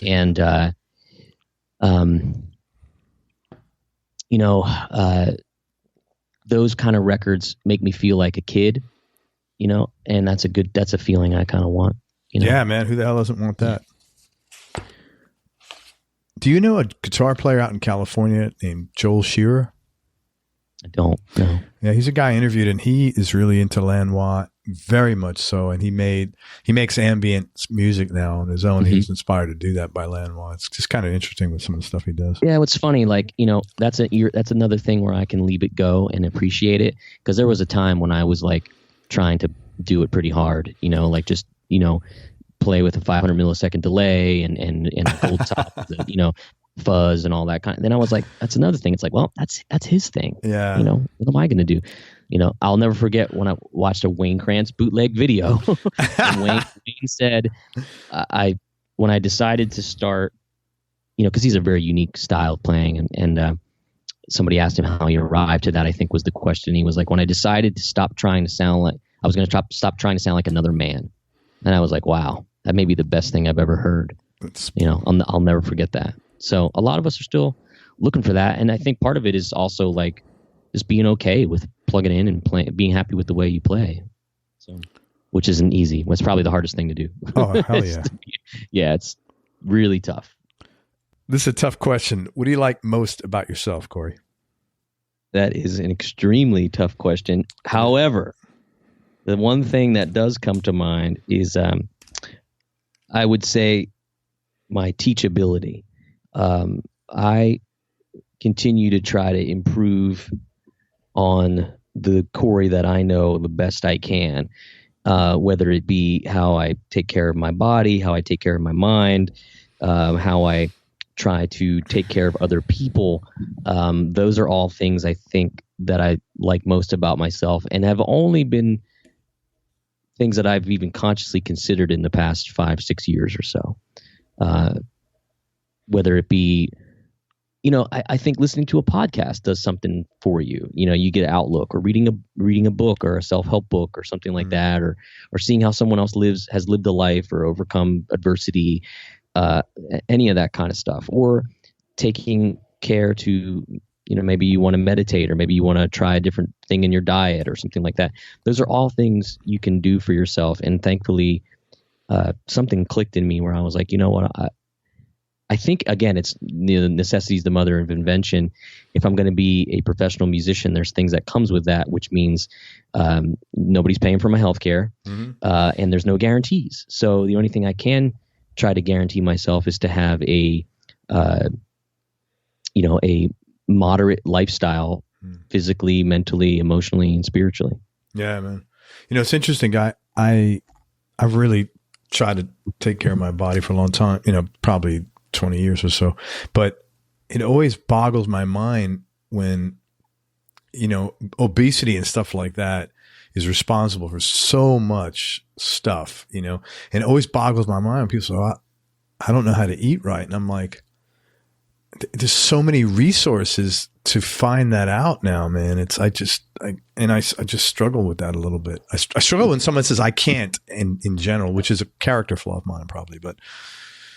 Well, no, I mean, it's because you seem like a person that would care for someone else and want them to make a good decision on maybe how to change. So it's like, it's probably more frustration than anything, because there's not, gosh, half the people I've ever followed on Instagram that are remotely concerned about health end up starting a business and an Instagram account about what their recipes are, or, things that they share. It's like, it's in your face every day. However, it may not be as strong as the marketing that's in their face to eat like shit. Yeah. So I understand that's where I kind of get it. I'm like, it's everywhere. You can go to a lot of places at 2 a.m. after you've been drinking all night and put some garbage in your body. Yeah. And I'm certainly as guilty as that as anybody else. But it's a slow process of decision making and what is important to you, I think, that develops over time. You're right. It is a slow process of decision making, man. It's, one day at a time, as the old saying goes. Sure. Another tough question, flip side of the last question. If you could change, and just to summarize, sorry about that, not to be all over the place. I did not take my meds today. Just to summarize, basically you like about yourself that you're like well-rounded as far as self-development and you're always moving forward. That's what I got out of that. Yeah, absolutely. Yeah. Mm-hmm. That's a good... It's a race that you can't win. Right. But it's a great you're always race. On. And it's every day you on it, you win. That's the good thing, man. Yeah. For sure. Flip side, if you could change one thing about yourself, what would that be? I wouldn't mind being a couple inches taller. Dude, that's my same one. That's my same one. To not go super deep, we all have, things that we want to change if we could, but it's all good. It's funny. It's like, that's the first thing people say when they meet me. They're like, oh, I thought you'd be taller. I'm like, I hear that. It's because if they meet me on the phone, because I have a lot of energy, I guess. And, you associate that with like, right. Some big dude. And I'm like 5'9". And when I went to, when I was up at NAMM, all these guitar players are gigantic. I know. I was shocked. I look like a shrimp next to all of them, It's funny. Yeah, I couldn't believe it. I was like seeing guys, because we just normally meet on here. So I saw a lot of these dudes. I'm like, holy crap. Yeah. Do you know Eddie Robinson? Yeah. Not personally, I know who he is. Yeah, he's probably 6'5", 6'6". Greg Koch is like 6'5", 6'7". Greg's enormous. Yeah, Greg is a giant. And then, do you know Chris Nix? Yeah, Chris is tall too. I ran into Chris and like, dude. I was like, wow, I need to grow a little bit. That's not going to happen though. Best childhood memory. Oh man, it's a tough one. I really can't pick one off the top of my head. Again, not to get too deep, but I was having this conversation with my friend. I've become pretty close with Jeff McElrain, who you've had on the show. Yeah, good guy.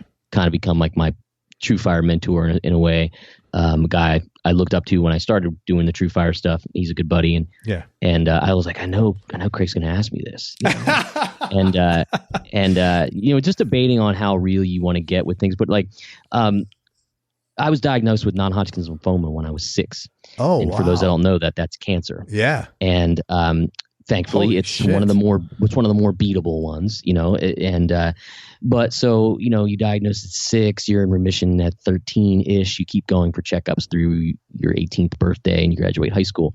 So and this is not me, and this is again, a recent revelation is in the past 3 or 4 weeks where I was like, oh, no wonder shit was kind of messed up because you had a disease for most of your childhood.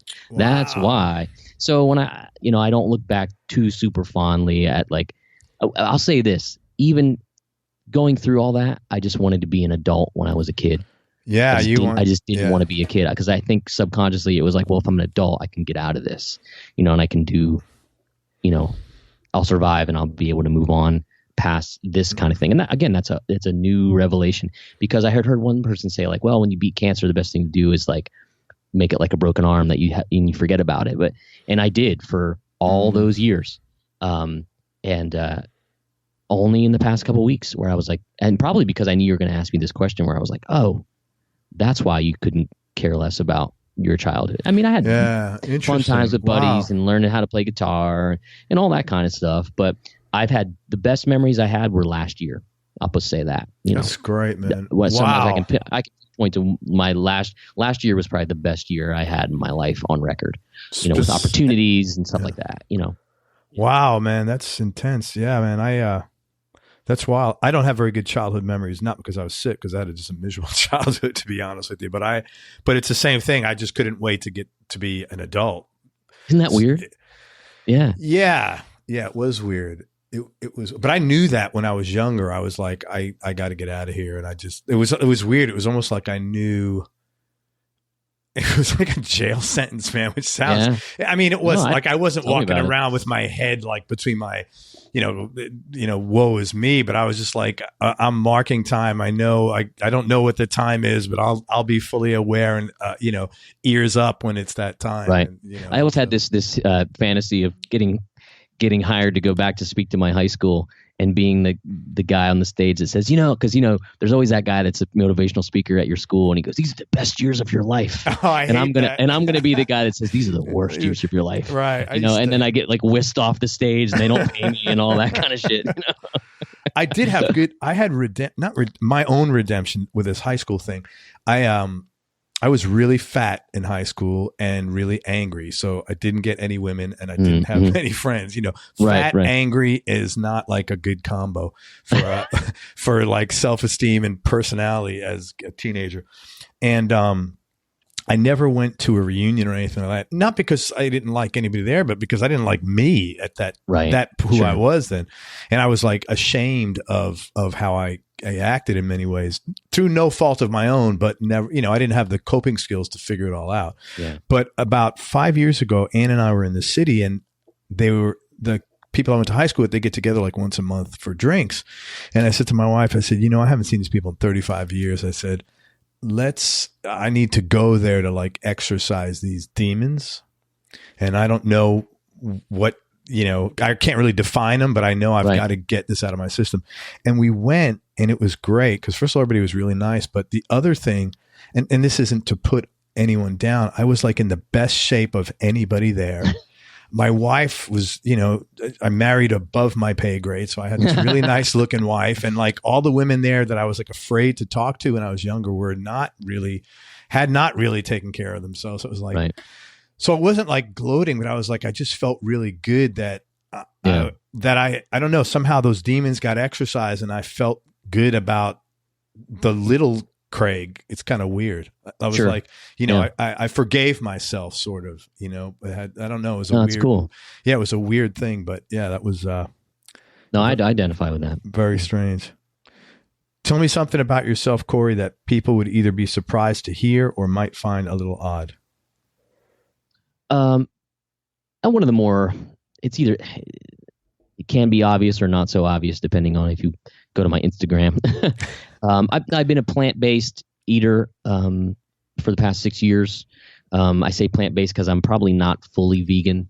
There's probably time. I mean, and I say this maybe twice a year, a piece of cheese slips into my veggie burger that I order, and I forgot to tell them no cheese, and I'm too nice of a guy to send it back. Plus, man, it's probably really good to enjoy that cheese twice a year.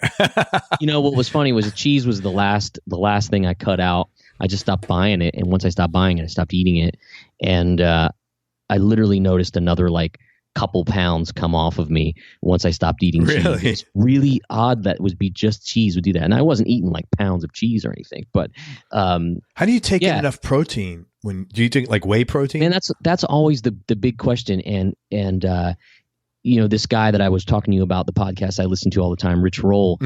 That's one of the biggest things, because the plant-based athlete world, it's actually blowing up. Yeah, because plant-based protein, your body uses it more efficiently than animal-based protein. Okay. And that's generally how it's been described, and I've studied it. And we're not, I heard a doctor say once, never have I seen someone come into my office from a lack of protein or a protein deficiency. We get a lot more in the food we eat. Unfortunately, if we're eating convenient food all the time. It's not always loaded with protein. However, there's plenty of protein in beans and rice and greens and all that kind of stuff. And I'll only do an over amount of protein if I'm working out and want to add extra, to my day or to my daily diet. But I eat 3 to 4, sometimes 5 times a day, small meals, and they're generally, they're all plant-based. Like I had a big salad before I got on this call with you, and before that it was a big old bowl of oatmeal, and then that kind of stuff. And you figure it out. It's not all, I didn't do it all overnight. It was a slow process. It was no beef, it was no chicken, it was no fish. I cut dairy out a long time ago because of I was worried about allergies and how it was affecting my singing voice and all that kind of stuff. And I just tried it and never drank milk again, or put cream in my coffee or anything like that, I haven't had milk in probably 35 years. It's just everything I read about the production of it. It's like, no, I'm done, man. I don't need this shit. It's, it's my own little way to kind of impact the world in a small way. I feel like it does. And I've noticed the benefits. I used to have a picture of an A/B of me, like pre-vegan and post-vegan, and I look younger. I look, more color in my skin and all that kind of stuff. A friend of mine we went on this juice cleanse for like a week, and that kind of did it for me. I actually made it about almost 7 days, I think, because it's really hard to do. Yeah. And I was like, well, okay, if I just work some of this other stuff back in, and that's what I did. I just started working other things back in. Gotcha. Yeah. And then, you know what? Now you mentioned, and that really helps on the road too. Like people say, "How do you eat on the road?" And I'm like, "Trust me, you figure it out." There's a vegan option at Panera, and Starbucks has oatmeal, and and you find all these like little options everywhere. Gosh, you could probably name a restaurant, and I could figure out what I could order there. And worst comes to worst, you just get salad. I mean, there's a salad everywhere. Yeah, and a lot of times they have veggie burgers now, and I'll order a veggie burger on the top of the salad. Yeah, so it's a little more substantial. Sure, definitely. And I'm a carbaholic, so I do love carbs too. Good for you, man. Yeah, they have some really good plant protein. I used to get it, but it was the best taste, and the only thing was it was so. I think it was pea protein. Yeah, but it was so powdery, like if you tipped it in. This, poof, it was like, a magic trick. Oh, yeah. Yeah. I've had that. I've had to figure that out, like, okay. And I put the milk in first and then put it on. So the milk kind of grabs it, Yeah. But there's a guy named Brendan Brazier. I think he has a company called Vega. If you've ever seen the Vega stuff, it's all, it's all plant-based stuff, and it's really good quality. There's so much out there now, though. It's a whole movement. I mean, my fridge is full of like all kinds of different stuff right now. And to say my fridge is full is a big thing because it's not usually full. Good for you, man. And I live 5 minutes from my favorite vegan spot in Nashville.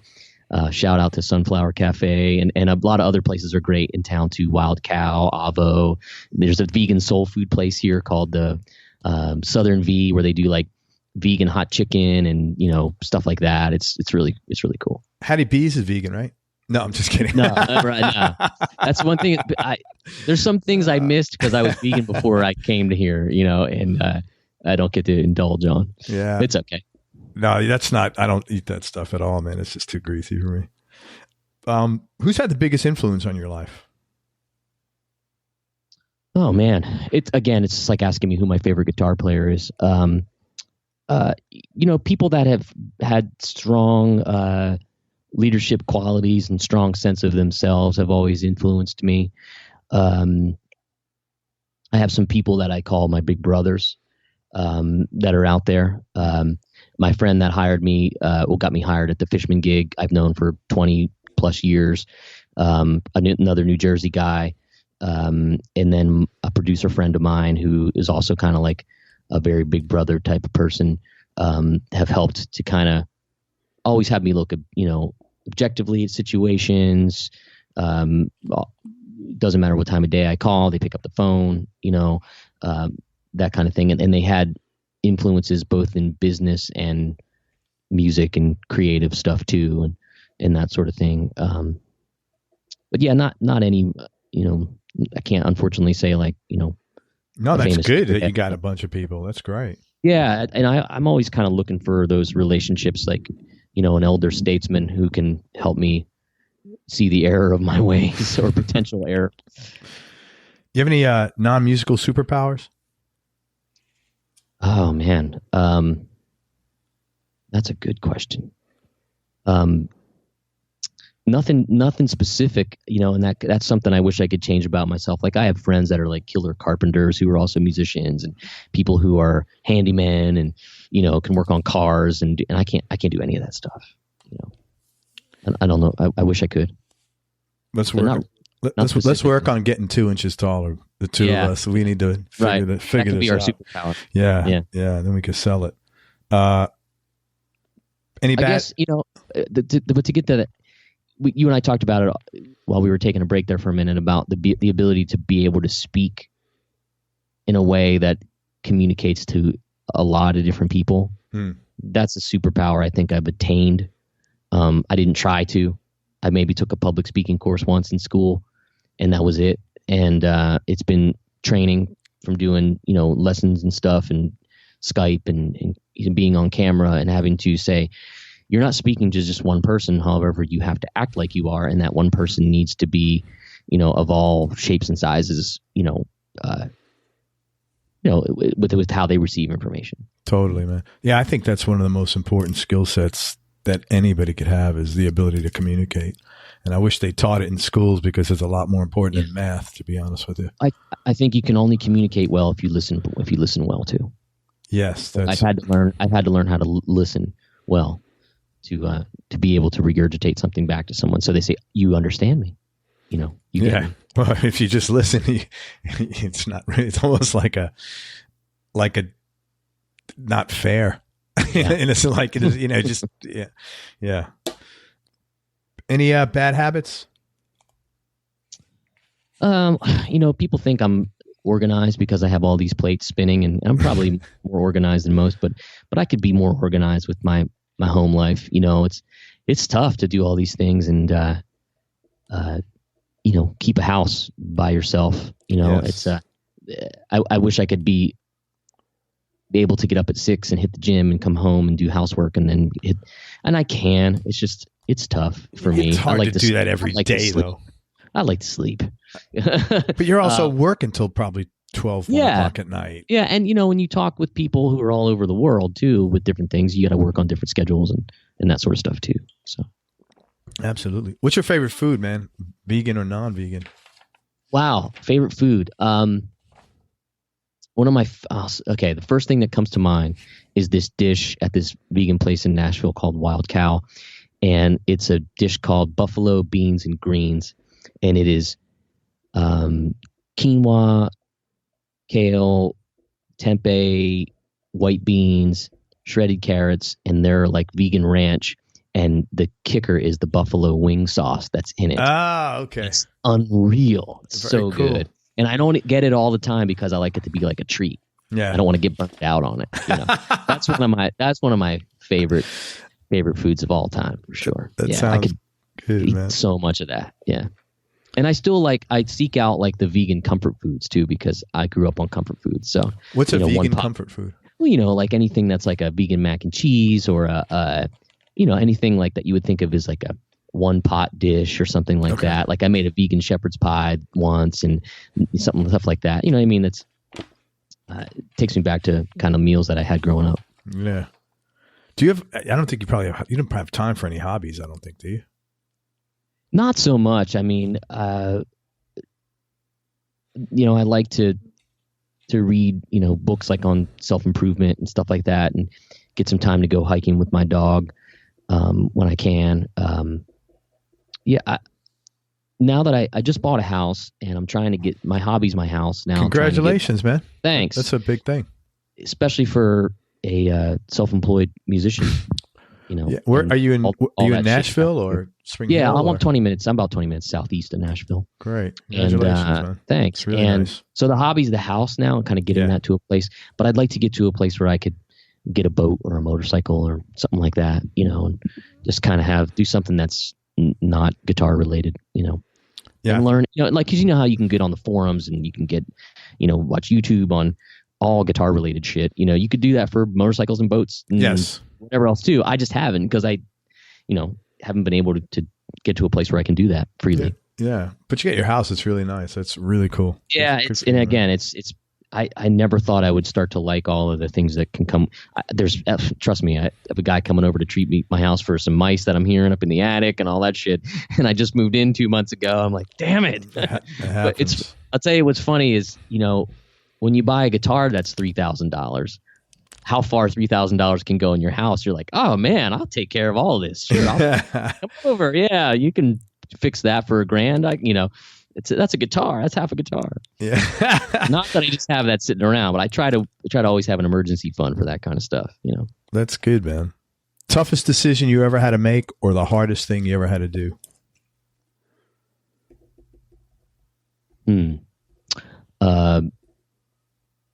Toughest decision I ever had to make was being okay with. I got divorced about 6 years ago, and at the time, you think it's like the worst thing in the world that's happening in your life, and it just goes to show you that, like, she and I are both better people for doing that for each other, and it was awesome. So it was really tough to go through, which anybody that's been divorced knows that it's. And I probably had the most amicable one on record, but that's great. However, it's still tough, even when that's the case. So, yeah. Everybody has a trial marriage, Corey. First of all, you should change your thinking on this. Yeah. That was just the test. Yeah. Starter. Yeah, it's a start of marriage, and then you be ready for the next one. It makes it a lot easier. No, the upsides that have come. Now I'm sputtering and stammering my words.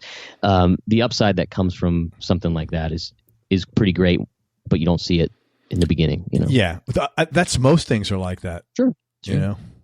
2 more questions, man. I'm going to ask you this because I know you're so into self-development. I think you're going to have a great answer for it. No pressure. Is there anything you consciously do on a daily basis, or some way that you say to yourself, I want to get the most out of today, the time I have today, or some attitude that you bring to the table for you? It sounds like an in vogue thing to say, but I definitely meditate almost every day. And when I say meditate, it doesn't mean that I'm good at it. I don't even know what being good at it means. But it means closing my eyes for 20 minutes and trying to focus on my body and my breath and that sort of thing. And I believe that if I didn't, I know the days that I don't do that, put it that way. Days, they accumulate and you're like, man, what is wrong with me? Why am I so agitated? It's because I didn't do that. So just sitting by yourself for a while and breathing and kind of listening to your body. And if you hear a noise, focus on the noise. If you have a thought come into your brain, let it go. Like think about it and then let it pass. Somebody told me that all those things that happen to try to distract you while you're meditating is like a mental push-up. And the more of those you do, the better you get at just noticing them and letting them go. Have you ever read 90%? I think was it 90% Happier? No, I've never read that. It's a book about meditation. Got it. By a newscaster who went and was really stressing out, and he started using drugs, and he went on this journey to, and he met with all these gurus, and he found that meditation was the thing to do. And it's just an interesting book. It gave me permission to meditate, because I always thought meditation was like, right. Now, but 20 minutes is really admirable, man. And that it started with 5. And using the Calm app. A lot of people are using Headspace, but I use the Calm app and have some. It started with a lot of guided meditation. By no means am I really good at it, but by good at it, I mean like get to a place where I think I want. But I mean that's some self-judging right there. The fact that I'm just doing, and I can get to 20. I can get through 20 minutes now, and I hope to get further. But that's someday. Amazing. I think one of my personal goals is to go to a silent retreat. Yeah. And be able to do that.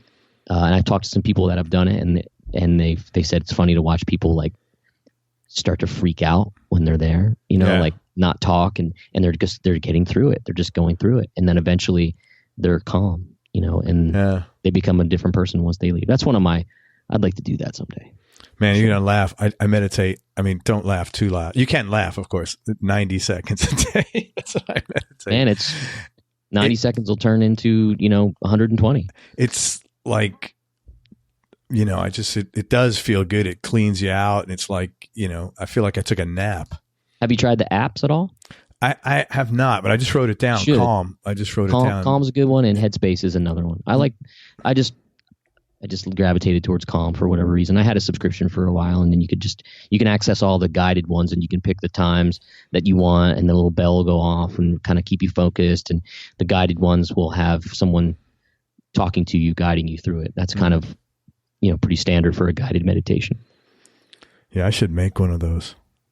I'd be like the Bronx version. That'd be awesome. All right, last question, man. Biggest change in your personality over the last, let's say, 7 to 10 years, Corey, and how much of this change has been deliberate and how much is just a natural part of aging? Easy. I can tell you a couple things. When I learned how to take criticism better and stop being the victim was a huge thing. I always thought I had to be perfect when I came to a musical situation. And if they played something that was against, what they wanted, I didn't know how to accept that, because I figured I thought it was a real slight on my character or my personality. And it really wasn't. Being able to accept that was one. And then also figuring out how to give that to people too. I think I was in a lot of situations where I was the younger guy, often in musical situations. And I, for good reason, got, slammed by a lot of musicians who were calling me out on things I was doing wrong, which was fine. And then I thought I should also, so when somebody reprimanded me, I always got defensive. And then also I figured I didn't know how to give somebody good criticism or critical, what's the word I'm looking for? Constructive criticism. Yeah. Exactly. And I learned how to do that better. But then I also think, that whole thing we talked about where having the ability to listen makes you also more empathetic. And that's the one thing I always try to consider what someone else is going through and what their story is. Someone said to me once, how somebody responds to you tells you a story about them, not about you. 100%. And ever since that's helped me in all kinds of professional situations, where there's a lot of egos involved, how to manage those, so the ability to just be empathetic and try to love somebody through any particular situation. Man, if that means regardless, of that situation. I have to tell you, this is like one of the best interviews conversations I had. I appreciate, first of all, your communication skills. I appreciate your intensity. You're an intense dude, but you're not like mental intense. Like you're intense up in your head, but you're not like a nutcase about it. I mean, you're just like a deep thinker. Thanks. And I genuinely and sincerely appreciate that. And I could help you with anything. Just let me know. But I want to tell people now where they could find you and how they could check you out. I'm going to let you take over, but I just want to tell everybody it's Corey Congilio. It's CoreyCongilio. He's got a great website at CoreyCongilio.com. He's touring, and I'll let him tell you about all the stuff he does, but please support him.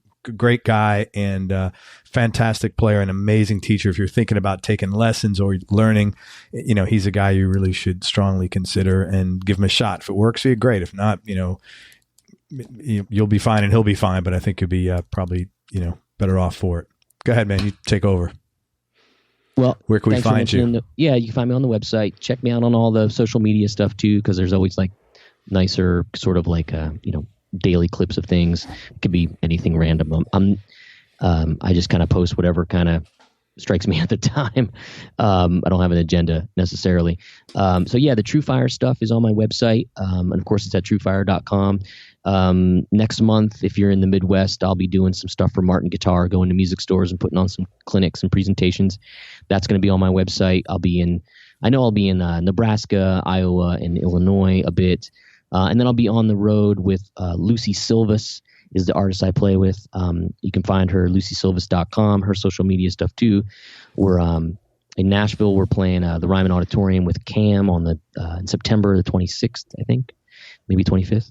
And then we picked up a bunch more shows with Cam as well. Cam's an amazing artist as well.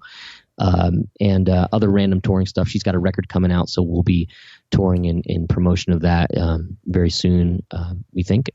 And that's pretty much it. You'll find, if you find me on the social media stuff, you'll find just all the other random stuff I'm doing, whether for Martin or Universal Audio. We could have had a whole other conversation about all that world and how I got into that too sometime. And that's right. It's all fun. It's fun because it's a way to kind of keep your guitar living vibrant and hopefully, make a little bit of money at the same time. So, come out and see and support those brands and support the artists and stuff that I play with and all that good stuff.